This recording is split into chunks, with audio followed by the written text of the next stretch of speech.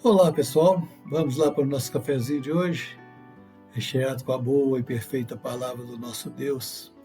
Nós estamos estudando o livro de 2 Samuel e nós encerramos aí o capítulo 3, observando que o sentimento da vingança ou o ódio guardado no coração pode causar grandes malefícios, né?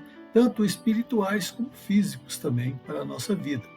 Mas citamos também que o melhor remédio para isso é o perdão, né? Algo tão simples e que nos é recomendado aí pelo próprio Cristo Jesus. E ao lermos as Escrituras, principalmente os Evangelhos, podemos observar isso evidenciado na vida de Jesus, principalmente quando ele está lá na cruz. Em seus últimos momentos da vida humana, ele diz ao Pai: Pai, perdoai-os, eles não sabem o que fazem. Este sentimento é que deve preencher sempre o nosso coração. Notamos no final do capítulo que Davi, que tinha o direito à vingança de sangue, né, após um tempo parou de perseguir Absalão, pois estava com o seu coração já consolado pela morte de seu filho Aminon. Tem um certo adágio, né, que as pessoas dizem que o tempo cura tudo.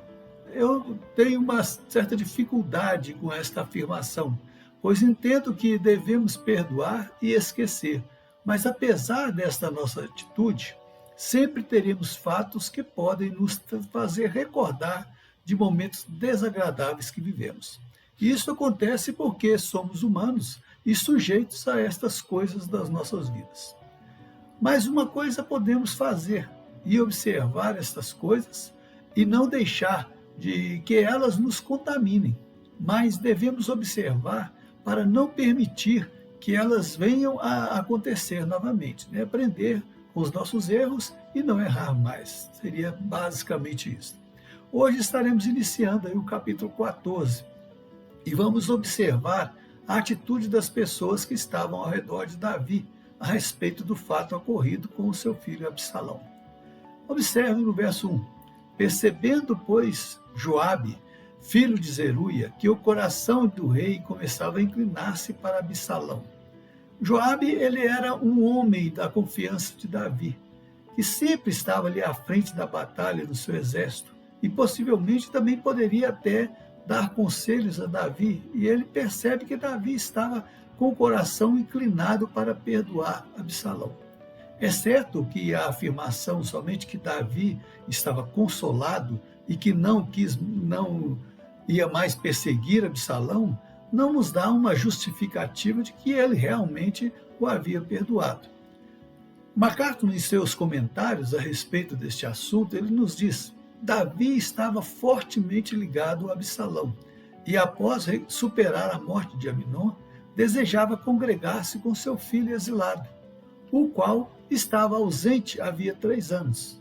Mas o medo da opinião pública o deixava hesitante quanto a perdoar o seu filho. A posição de Davi como rei certamente poderia trazer a ele este tipo de pensamento, pois, como conhecedor da lei, a sua própria posição como rei tinha que cumprir e fazer cumprir a lei.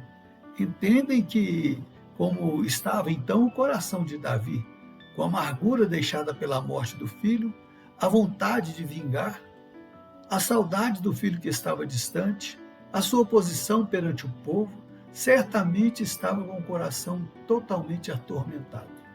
E Joabe percebe a situação do rei e elabora um plano para convencê-lo a reconciliar-se com Absalão. Mas por que elaborar esse plano que vem na sequência? Entendo que, mesmo sendo da confiança do rei, ele poderia não lhe dar ouvidos e continuar com a intenção da vingança, ou até mesmo poder colocar mais vontade no coração do rei, ou mais lenha na fogueira, né, como se diz por aí. Vemos nos versos seguintes que ele escolhe uma mulher sábia e a instrui naquilo que deveria falar ao rei. E é isto que vemos no verso 4 em diante, onde ela mostra uma história que supostamente ocorreu com ela, em que a sua família estava sendo vítima de uma pessoa que seria um vingador de sangue. E no verso 11, nós vemos o seu pedido ao rei. Observe, Disse ela: ora, lembra-te, ó rei, do Senhor teu Deus, para que os vingadores do sangue não se multipliquem a matar e exterminem meu filho. O que entendo, né, com esta fala é que o vingador de sangue ele sempre teria alguém, no caso um parentesco, para substituí-lo nesta ação, não dando fim então a esta busca até que a vingança fosse completa. E a resposta de Davi é imediata, afirmando que nem um cabelo do seu filho seria tirado.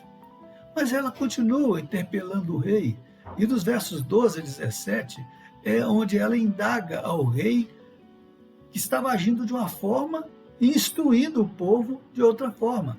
Quer dizer, vocês vão fazer o que eu mando, mas não façam o que eu faço, não é isso? Observe o verso 13.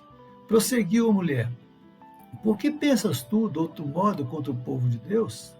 Pois em pronunciando o rei este juízo, condena-se a si mesmo, visto que não quer fazer voltar o seu desterrado. Quer dizer, o Senhor está aí com essa vingança de sangue e vai deixá-la perpetuar para sempre?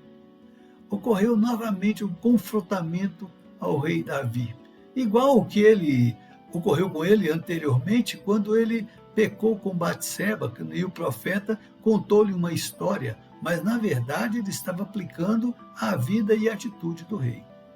Aí, como diríamos nos dias atuais, caiu a ficha do rei. Espera aí, foi Joabe que mandou você me dizer estas coisas? E ela confirma. E no verso 20 ela afirma para o rei: para mudar o aspecto desse caso, foi que o teu servo Joabe fez isso. Porém, sábio é o meu senhor, segundo a sabedoria de um anjo de Deus, para entender tudo o que se passa na terra. Como se ela dissesse ao rei, né? Ele fez isso para mudar o semblante do Senhor e abençoar o seu coração. Mas o Senhor é que tem sabedoria para decidir. O Senhor é que é um anjo de Deus aqui na terra. Davi chama Joabe e diz: você foi esperto, hein? Não está assim nas palavras lá, mas estou aqui parafraseando. Mas fica tranquilo, eu vou atender o seu pedido. Vá e busque Absalão. No verso 24 diz que Absalão foi levado à presença do rei. Porém, ele deu uma ordem para ir para sua casa e não veja mais a minha face, o que foi cumprido por Absalão.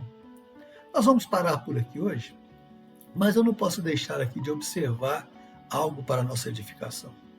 Às vezes, uma pessoa tem que ser confrontada para mudar o seu pensamento a respeito de algo, principalmente quando há uma desavença, e cabe a nós buscar recursos para fazer essa pessoa mudar a sua visão, o seu foco e enxergar de maneira diferente. Temos que ter sabedoria para fazer isso, como Joabe, usou outra pessoa para abrir os olhos do rei.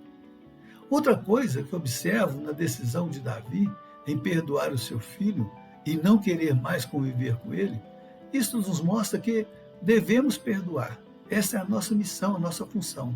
Mas nem sempre teremos necessidade de conviver com aquela pessoa que nos magoou. Por isso, busque sempre o perdão para ter os relacionamentos perfeitos. Mas mesmo que esse relacionamento não se concretize assim mais como era antes. Mas o perdão, ele deve estar sempre presente nas nossas vidas. Amém?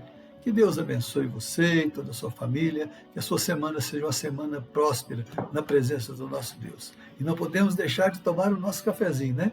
Até domingo que vem, se Deus assim nos permitir. Tchau, pessoal.